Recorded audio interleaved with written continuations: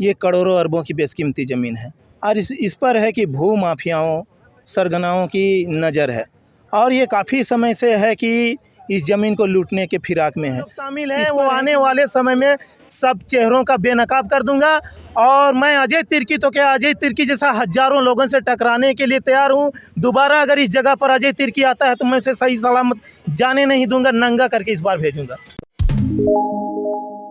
आपका स्वागत है। मैं हूं सुभाष शेखर और मैं इस समय एक ज़मीन पर खड़ा हूं जो ये जो राम प्यारे अस्पताल है यहाँ पर है और हातमा बस्ती के अंतर्गत ये आता है और ये 2 एकड़ से ज़्यादा ज़मीन है। पिछले दिनों ये विवाद हुआ था और 2 गुटों के बीच में मारपीट भी हुई थी और एक आदिवासी नेता पर जूता का माला भी पहनाया गया था। ये पूरा मामला 1 महीने से अधिक गुजर गया। इसके बावजूद अब इस जो ज़मीन के जो मालिक हैं, जो अपने आप को मालिक कह रहे हैं, हलधर चंदन पाहन जी, उन्होंने आज मीडिया के साथ बात की है। क्या कुछ नया अपडेट है, इन्हीं से जानेंगे। हलधर जी बताएंगे कि आज आपने मीडिया से बात की है, क्या वजह है? 1 महीना से ज़्यादा हो गया, आप यहाँ पर घेराबंदी करने की भी कोशिश की थी लेकिन लोगों के द्वारा रोक दिया गया था। देखिए, जो ज़मीन है रांची के बीचों बीच 2 एकड़ 22 डिसमिल, ये करोड़ों अरबों की बेशकीमती ज़मीन है और इस पर है कि भू माफियाओं सरगनाओं की नज़र है और ये काफ़ी समय से है कि इस ज़मीन को लूटने के फिराक में है। इस पर है कि मुझ पर है कि झूठा केस लगाकर है कि मुझे जेल भेजकर इस ज़मीन को हथियाने का प्रयास भी किया गया था। यहाँ तक कि गोलियाँ चलाकर, जेसीबी चलाकर इस ज़मीन को लूटने का प्रयास किया गया था। अभी जो बातें आ रही हैं जय आदिवासी केंद्रीय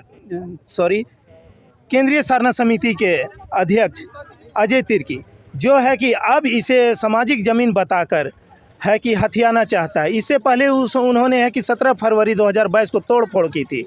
इसमें वो कैलाश हेम्ब्रोम और संजू मुंडा की ये ज़मीन बता रहा था। अब इसे ये अचानक से सामाजिक ज़मीन बतलाना शुरू कर दिया है। तो मैं पूछना चाहता हूँ कि इतने दिनों तक संजू मुंडा और कैलाश हेम्ब्रोम और ये अजय तिर्की कहाँ थे, जब है कि और भी जो गैर आदिवासी थे जो मुझे है कि लूटने और परेशान करने में लगे हुए थे। अजय तिर्की जो दावा कर रहे हैं उनके पास प्रॉपर दस्तावेज भी है, खतियान भी है और दूसरे दस्तावेज भी हैं उनके पास? जी बिल्कुल नहीं, उनके पास जो भी दस्तावेज हैं, जो भी खाता खतियान है, वो सारे फर्जी हैं, जाली हैं। मैं बता सकता हूं क्योंकि ओरिजिनल खाता खतियान मेरे पास है और ये है कि कोर्ट के रिकॉर्ड में ये दर्ज भी है। उनका खाता खतियान अगर कोर्ट के खाता खतियान से अगर मैच करता होगा तो ये है कि कोर्ट में मुझे चैलेंज करे, लेकिन ये जो भी खाता खतियान की बात कर रहे हो पूरी तरह से फर्जी है और उसी के आधार पर है कि वो दावेदारी कर रहा है। और यहाँ पर ये 2 बात क्यों कर रहा है? वो एक बात पर कायम रहना कि कहे कि ये रोहतास मुंडा और संजू मुंडा जो भी हैं और कैलाश हेम्ब्रोम उनकी ज़मीन है। अब ये अचानक से वो कहता है कि नहीं ये सामाजिक ज़मीन है, तो ये तय करने वाला कौन होता है? मेरे पास आप देख सकते हैं छोटा नागपुर टेनेंसी एक्ट 2008 की ये कानून की किताब है, जो है कि पूरे छोटा नागपुर की ज़मीनों को है कि बतलाता है कि ज़मीनें की किस्में क्या होती है। ये अचानक से कहता है कि भूंयारी ज़मीन है जो समाज की ज़मीन होती है। मैं बतला दूं कि भूंयारी ज़मीन समाज की नहीं होती है, भूंयरदारों की होती है। खुटकटी ज़मीन खुटकटीदारों की होती है, रैती ज़मीन रैयतदारों की होती है। सरना मसना दरहा देसावली जतरा हड़गड़ी ये तमाम चीज़ें सामाजिक ज़मीन होती हैं ना। अगर ये सामाजिक ज़मीन नहीं, धार्मिक ज़मीन नहीं है तो यहाँ पर आपके ज़मीन के बीचों बीच झंडा भी गाड़े हुए हैं। जी बिल्कुल, मैंने झंडा इसलिए गाड़ा था कि बार बार है कि जो भू माफिया लोग हैं, जो है कि दलाल किस्म के लोग हैं कि बार बार दावेदारी करते थे। यहाँ तक कि इस झंडे को है कि उन लोगों ने उखाड़ कर फेंक दिया था। 2020 में लॉकडाउन था, मैं किसी तरह की विवाद नहीं चाहता था और उस समय है कि उस तरह की भीड़ भाड़ आप कर नहीं सकते थे, इस चलते मैंने पुनः उस झंडे को गाड़ा। साथ ही आप देखेंगे उसके साथ एक सफ़ेद झंडा और भी गड़ा हुआ है जो छटका महादेव मुंडा और महतो मुंडा के नाम से है। मैं उन्हें श्रद्धांजलि देता हूँ हर हड़गड़ी में।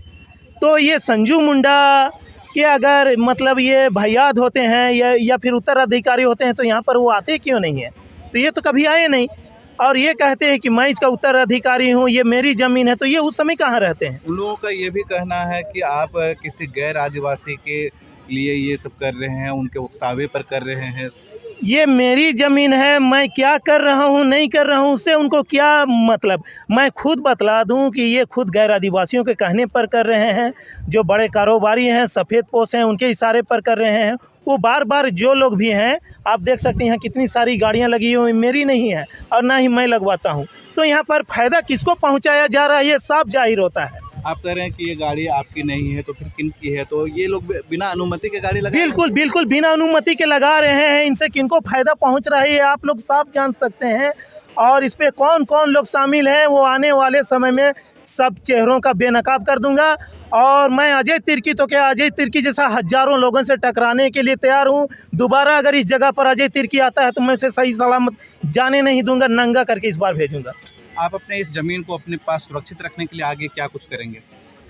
आगे मेरे पास तो बतला दूं कि 1-2 नहीं बल्कि 5,000 पन्नों का रिकॉर्ड है, जो है कि सरकारी दस्तावेज है, चाहे वो राजस्व न्यायालय का हो, व्यवहार न्यायालय का हो, माननीय उच्च न्यायालय का हो, या जितने भी कोर्ट होते हैं सभी जगहों के मेरे पास ऑर्डर हैं, मेरे पास प्रूफ है, खाता है, खतियान है, यहाँ तक कि 2021-22 तक का रसीद भी कटा हुआ है मेरे पास है कि सर्टिफाइड वंशावली है।